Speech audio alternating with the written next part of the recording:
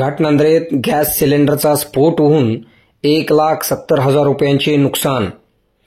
घाटनांद्रे तालुका कवठे महांकाळ येथील राजाराम रास्ते यांच्या घरगुती गॅस सिलेंडरचा स्फोट होऊन त्यांच्या घराच्या साहित्याचे मोठ्या प्रमाणावर नुकसान झाले आहे. सदर घटनेची नोंद झाली असून शासकीय अधिकाऱ्यांनी घराचा पंचनामा केलेला आहे. प्राथमिक स्वरूपामध्ये 1,70,000 रुपयांचे नुकसान झाले असल्याचे पंचनाम्यामध्ये नमूद करण्यात आले आहे.